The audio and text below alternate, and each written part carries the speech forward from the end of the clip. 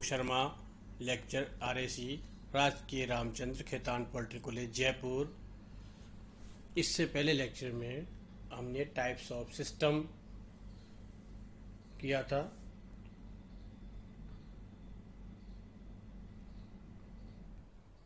आज हम करेंगे properties of the system. System की प्रॉपर्टीज कौन कौन सी होती है। What is properties? Properties of system. System के गुणधर्म क्या है? Properties are use to define the characteristics of the system. System की विशेषताओं को बताने के लिए जिन गुणों की आवश्यकता होती है वो उनको सिस्टम की प्रॉपर्टीज कहते हैं। जैसे टेम्परेचर, प्रेशर, वॉल्यूम, मास। कोई भी सिस्टम है किस पोजीशन में है, उसकी कंडीशन क्या है। जैसे इस रूम को हम सिस्टम एज्यूम करते हैं तो इस रूम में जो एयर है, क्योंकि हम सिस्टम के अंदर जो क्वांटिटी होती है उसी की स्टडी करते हैं। तो रूम की एयर है, इसका क्या टेम्परेचर है, रूम का वॉल्यूम क्या है, मास क्या है, ये सारी चीज़ें हम इन चीज़ों को डिफाइन करके हम सिस्टम के बारे में बता सकते हैं। सिस्टम की स्टेट क्या है, सिस्टम की अवस्था क्या है। तो प्रॉपर्टीज को हम दो तरह से क्लासिफाई करते हैं। प्रॉपर्टीज में भी इंटेंसिव और एक्सटेंसिव, मात्रा सापेक्ष गुणधर्म और मात्रा निरपेक्ष गुणधर्म। एक्सटेंसिव प्रॉपर्टीज, मात्रा सापेक्ष गुणधर्म। Properties are dependent on mass, यानी कि वह गुणधर्म थर्मोडायनेमिक सिस्टम के ऊष्मागतिक तंत्र के वे गुणधर्म जो कि मास पर निर्भर करते हैं, जैसे वॉल्यूम, एनर्जी, एंथैल्पी। मात्रा सापेक्ष गुणधर्म कहलाते हैं। इंटेंसिव प्रॉपर्टीज, मात्रा निरपेक्ष गुणधर्म। इंटेंसिव यानी कि इंडिपेंडेंट ऑफ मास। इस तरह से इसको आपको याद रखना है। इंटेंसिव प्रॉपर्टी का मतलब इंडिपेंडेंट ऑफ मास, यानी कि सिस्टम के वे गुणधर्म, तंत्र के वे गुणधर्म जो कि मास पर निर्भर नहीं करते, मात्रा निरपेक्ष गुणधर्म कहलाते हैं। आर इंडिपेंडेंट ऑफ मास, जैसे कि pressure, temperature, density, thermal conductivity. ये सारी जो प्रॉपर्टीज है वो मास पर डिपेंड नहीं करती है, तो इन्हें हम इंटेंसिव प्रॉपर्टी कहते हैं, मात्रा निरपेक्ष गुणधर्म कहते हैं। यह जैसे कि आप देखिए, मैंने दिखाया यहाँ पे इस पर्टिकुलर सिस्टम को हमने दिखाया है जिसके अंदर मास m है सिस्टम का, वॉल्यूम b है, टेम्परेचर T, प्रेशर P और डेंसिटी रो है। इस सिस्टम को हमने दूसरे वाले पार्ट में दो में डिवाइड कर दिया। सिस्टम के हमने दो पार्ट कर दिए। आप देख रहे हैं कि इसमें मास जो सिस्टम का है हाफ रह गया, एक्चुअली बराबर दो भागों में हमने डिवाइड कर दिया। जैसे हमने रूम की स्टडी कर रहे हैं, रूम को हमने पहले सिस्टम हमारा लिया और इस रूम को दो भागों में डिवाइड कर दिया, तो क्या होगा, एयर का जो मास है हाफ हाफ हो जाएगा, वॉल्यूम हाफ हाफ हो जाएगा, आधा आधा वॉल्यूम हो जाएगा। लेकिन दोनों ही भाग का जो टेम्परेचर है वो क्या रहेगा, जो पूरे रूम का टेम्परेचर पहले था वो की वो रहेगा, प्रेशर एज इट इज रहेगा और डेंसिटी भी वो रहेगी। डेंसिटी मास पे डिपेंड नहीं करती है, प्रेशर मास पे डिपेंड नहीं करता है और टेम्परेचर मास पर डिपेंड नहीं करता है। तो temperature, pressure, density, thermal conductivity किसी मटेरियल की तो मटेरियल डिपेंड करती है, मास से उसका कोई लेना नहीं है। ये सब इंटेंसिव प्रॉपर्टीज होती है, ठीक है ना। Next, all specific properties are intensive properties.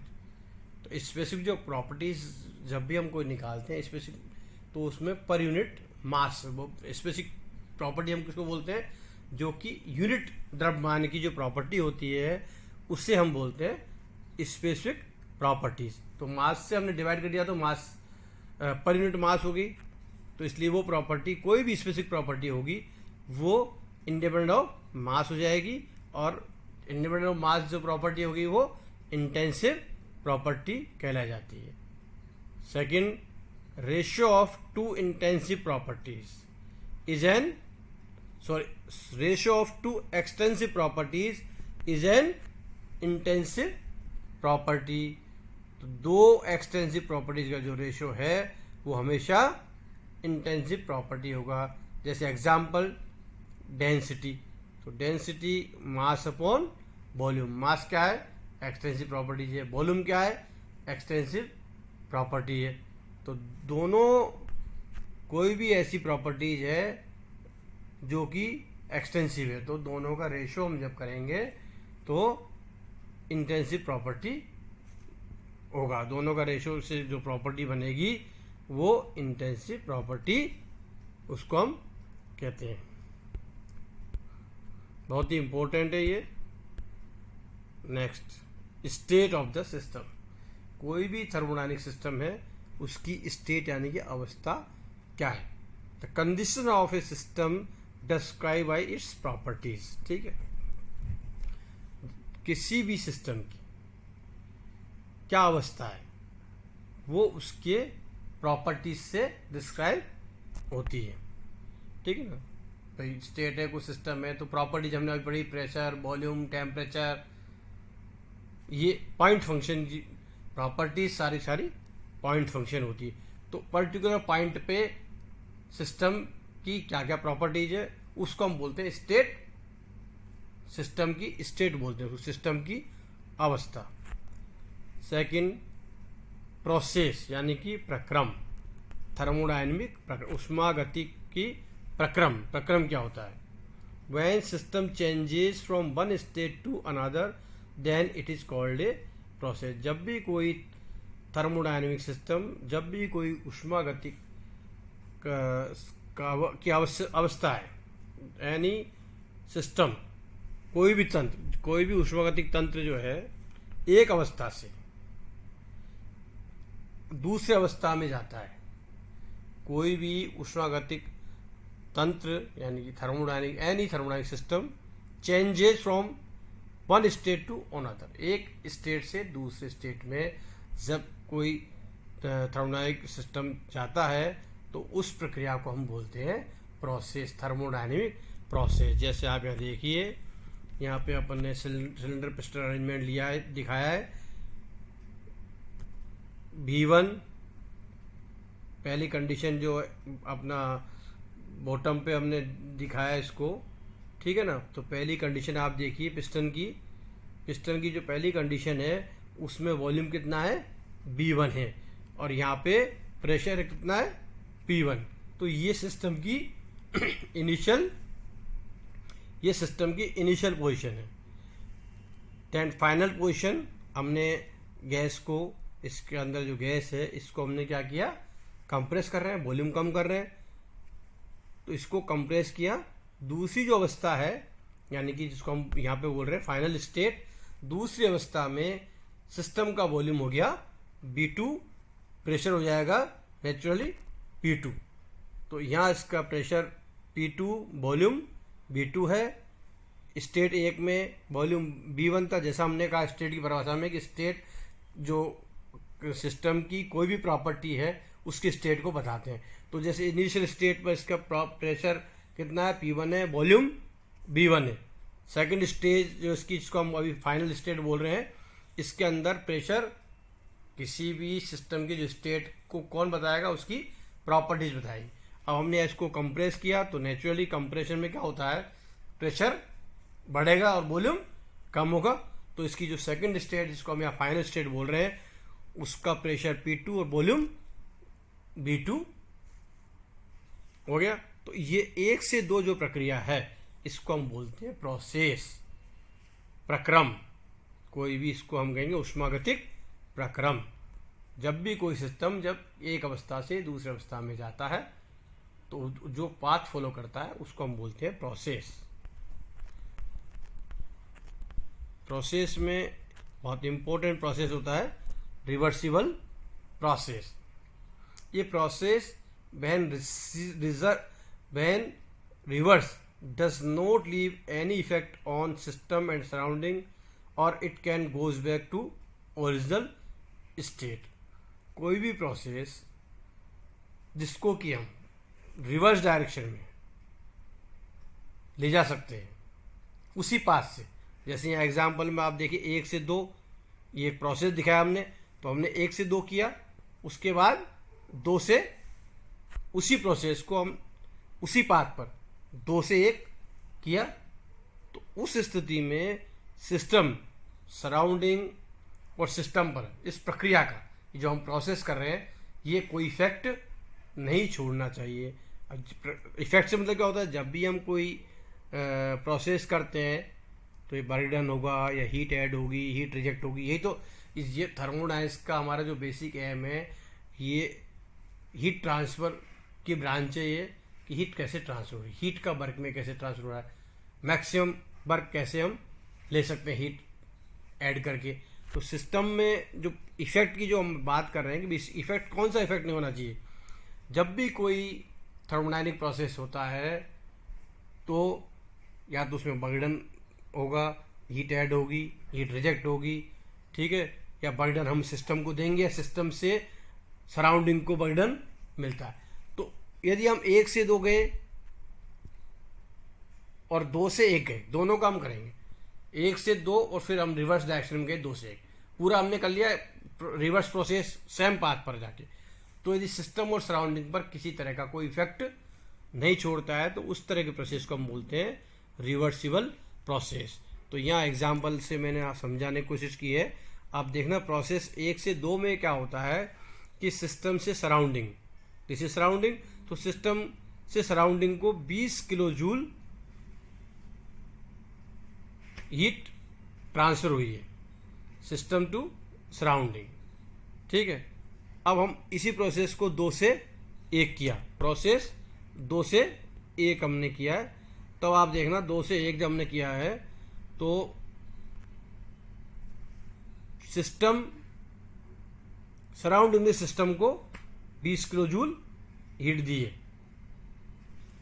पहले प्रक्रिया में प्रोसेस 1 से 2 में तो सिस्टम ने सराउंडिंग को 20 किलो जूल दी, और प्रोसेस 2 से 1 जब हमने उसको रिवर्स किया तो 20 किलो जूल सराउंडिंग ने सिस्टम को दे दी। तो हो क्या रहा है, इसमें क्लियर कट लग रहा है कि सिस्टम और सराउंडिंग पर कोई इफेक्ट नहीं आया। जैसे मैंने ये समझाया, देखो आप फॉर सिस्टम में देखेंगे दोनों पे इफेक्ट नहीं आना, सिस्टम और सराउंडिंग, तंत्र पर और सराउंडिंग पर किसी प्रकार का कोई इसका इफेक्ट नहीं होना चाहिए।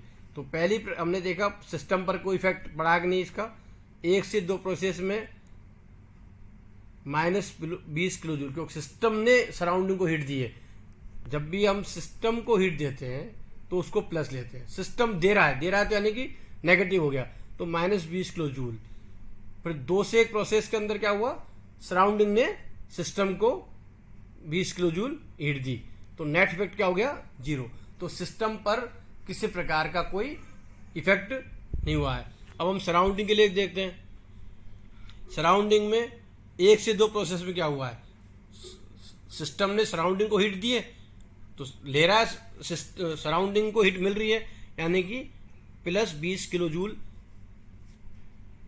इफेक्ट आया 1 से 2 प्रोसेस में। अब इसको हमने जब रिवर्स किया 2 से 1 में, तो 2 से 1 में क्या हुआ, सराउंडिंग ने सिस्टम को दी है, तो यानी कि सराउंडिंग के पास से गई, यानी कि -20 किलो जूल, तो नेट इफेक्ट क्या हुआ, 0 हो गया।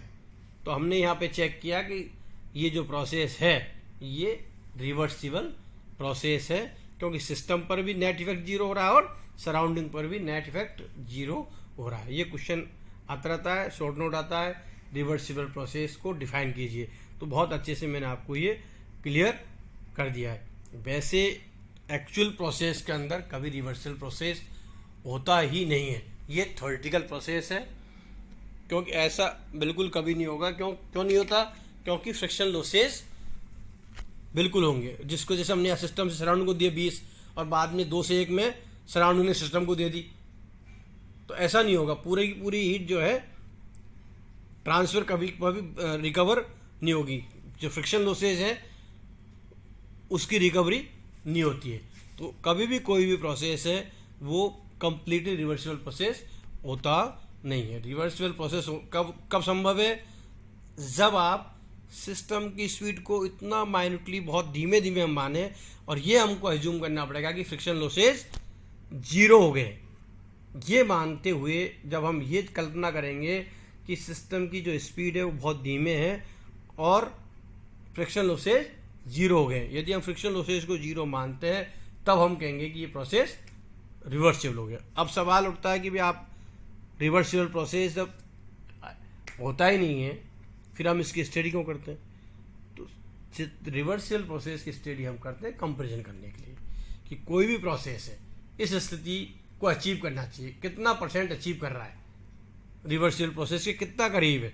तो जितना ज़्यादा मैक्सिमम एफिशिएंसी सिस्टम उसकी प्रोसेस की कब होगी? जब वो अचीव करेगा टुवर्ड्स रिवर्सिबल प्रोसेस की तरफ। तो लॉसेज भी नहीं होंगे। लॉसेज हम कम से कम करना चाहते हैं। लॉसेज वो है जो एनर्जी हमारी काम में नहीं आ रही है, तो उसको हमारा इंटरेस्ट रहता मिनिमम करने का। तो इसलिए रिवर्सल प्रोसेस की हम स्टडी करते हैं। इरिवर्सल प्रोसेस, क्योंकि हमने रिवर्सल प्रोसेस को बहुत स्ट्रेस कर लिया है। इरिवर्सल प्रोसेस वे प्रोसेस जो कि रिवर्सिबल नहीं है। कोई प्रोसेस जो रिवर्सिबल नहीं है वो इरिवर्सिबल प्रोसेस है। तो रिवर्सिबल प्रोसेस हमारे कौन कौन से हैं? पॉलीट्रोपिक है, एडिबेटिक है, एजेंट्रोपिक प्रोसेस है, हाइपरबोलिक प्रोसेस है। ये जो सारे प्रोसेस है, जितने भी थर्मोडायनामिक प्रोसेस है, उनको हम डिटेल में इनकी स्टडी करेंगे। साइकिल, थर्मोडायनामिक साइकिल क्या होती है? तो जब भी कोई प्रोसेस, अलग अलग प्रोसेस इस तरह से होते हैं कि इनिशियल और फाइनल पोजीशन मिलकर सेम हो जाए। इनिशियल और फाइनल पोजीशन किसी एक दो प्रोसेस हो सकते हैं। एक प्रोसेस से तो होगा नहीं, एक से दो आए और फिर दो से हम वापस आ गए एक पर दूसरे प्रोसेस के अंदर, तो साइकिल बन गई पूरी पूरी एक। यानी इनिशियल स्टेट और फाइनल स्टेट सेम हो जाए, साइकिल घूम जाए, मतलब यहाँ से हम चले वहीं आगे। तो वो इस तरह का जो प्रोसेस होता है वो साइकिल प्रोसेस होता है। इसमें दो प्रोसेस भी हो सकते हैं, तीन भी हो सकते हैं और चार भी हो सकते हैं, मोर देन 2। 2 से कम में तो प्रोसेस होगा ही नहीं। तो उस ऐसे प्रोसेस को हम बोलते हैं cyclic process. Then point function और पाथ फंक्शन। बिंदु फलन और path function. Point function, properties whose value depend on end state. वे गुणधर्म जिनका मान अंतिम अवस्था पर निर्भर करता है उससे हम बिंदु फंक्शन यानी बिंदु फलन बोलते हैं। वे गुणधर्म सिस्टम की प्रॉपर्टीज है। तो सिस्टम की वे प्रॉपर्टीज जो कि जिनका मान अंतिम अवस्था पर, थर्मोडायनामिक जो स्टेट है उसके अंतिम अवस्था पर निर्भर करता है, उनको हम पॉइंट फंक्शन बोलते हैं। इनको हम एग्जैक्ट और परफेक्ट डिफरेंशिएशन भी बोलते हैं। जैसे प्रेशर है, टेम्परेचर है, वॉल्यूम है। हमने कोई भी थर्मोडायनामिक प्रोसेस किया, 1 से 2 हम गए, ठीक है, तो 1 से 2 गए तो 1 से 2 में जो चेंज होगा, जैसे वॉल्यूम का चेंज, तो B2 माइनस B1। यदि हमने एक्सपेंशन किया 1 से 2, जैसे एग्जाम्पल के वो आपको क्लियर करने के लिए अपन वापस चलते हैं इस प्रोसेस में। यहाँ पर है ये इनिशियल स्टेट है B1, फाइनल स्टेट है 2। अब यहाँ पे आप वॉल्यूम कितना है? B1 है 1 पे और 2 पे है 2, तो इसमें वॉल्यूम में डिफरेंस कितना है? B2 minus B1। अब यहाँ कंप्रेशन हो रहा तो नेचुरली माइनस निशान आएगा, वॉल्यूम कम होगा। यदि हम इसी प्रोसेस को 2 से 1 करते हैं, एक्सपेंशन करते हैं, तो वॉल्यूम में चेंज कितना आएगा? B1 minus B2। तो ये क्या है? पॉइंट फंक्शन है। मतलब हम पाथ कौन सा फॉलो कर रहे हैं उस पर वॉल्यूम डिपेंड नहीं कर रहा है। एंड कंडीशन से हमने प्रोजेक्शन लिया V1 वाले एक्सिस पे, तो ये इसका V1 का वॉल्यूम और ये V2 का पाथ। हम किसी भी पाथ से हम यहाँ पे जा सकते हैं। 1 से 2 पर जाने के लिए हमारे कई रास्ते हो सकते हैं, कोई भी प्रोसेस होता है, लेकिन जब 2 का जो वॉल्यूम है वो क्या होगा, V2 होगा, 1 का वॉल्यूम है वो V1 है। तो ये इनिशियल स्टेज वो सॉरी स्टेट पर फाइनल इनिशियल और फाइनल स्टेट पर डिपेंड कर रहा है कि वॉल्यूम में क्या डिफरेंस आ रहा है। इसी तरह से प्रेशर P1 P2 और दोनों का डिफरेंस P2 माइनस P1, तो अंतिम अवस्था पर निर्भर कर रहा है। तो ये कौन सा फलन है, ये पॉइंट फंक्शन है। ऐसी temperature T2 minus T1, temperature भी अंतिम अवस्था पर निर्भर करेगा, जबकि वर्क या हीट कभी भी पॉइंट फंक्शन नहीं है। कभी भी वर्क डन कितना होगा 1 से 2 में या 2 से 1 में, ये उसको हम W2 माइनस W1 या W1 माइनस W2 नहीं करेंगे।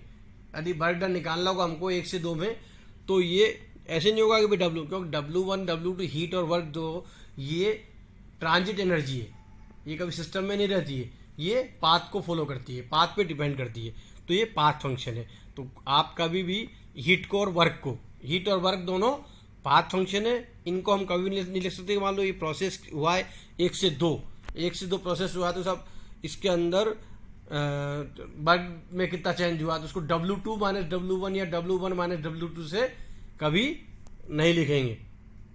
तो W1 और ये मतलब हीट और वर्क दोनों की दोनों पाथ फंक्शन है। इस पे ऑब्जेक्टिव क्वेश्चन बहुत ज़्यादा बनते हैं। Thermodynamic equilibrium, a system is said to be thermodynamic equilibrium. ऊष्मागतिकीय साम्य अवस्था में कब होता है सिस्टम? कोई भी सिस्टम जब मैकेनिकली, थर्मली और केमिकली तीनों तरह से यदि साम्य अवस्था में है, तो उस तरह के सिस्टम को हम थर्मोडायनेमिक इक्विलिब्रियम बोलते हैं। तो थर्मल इक्विलिब्रियम मींस कोई टेम्परेचर डिफरेंस नहीं होना चाहिए। 2 बॉडी है, हम जानते हैं कब भी हीट फ्लो होती है, जब एक का टेम्परेचर दूसरी से ज़्यादा होता है।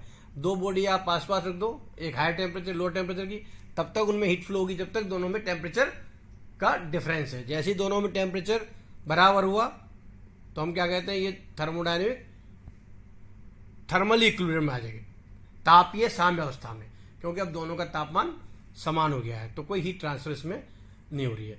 इस तरह से मैकेनिकल में जब भी किसी सिस्टम पर force of the system balance है, जब भी मैकेनिकल फोर्स लगता है, तो मान लो 2 फोर्स लग रहे हैं, तो यदि एक फोर्स ज़्यादा है तो जो फोर्स ज़्यादा है उसकी डायरेक्शन में बॉडी का डिस्प्लेसमेंट होगा।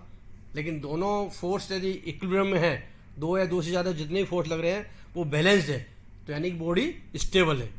फोर्स या प्रेशर किसी बॉडी पे लग रहा है और बॉडी जब सारे फोर्सेस बैलेंस है तभी बॉडी स्थिर अवस्था में होगी, तो उसको हम बोलते हैं मैकेनिकली इक्विलिब्रियम।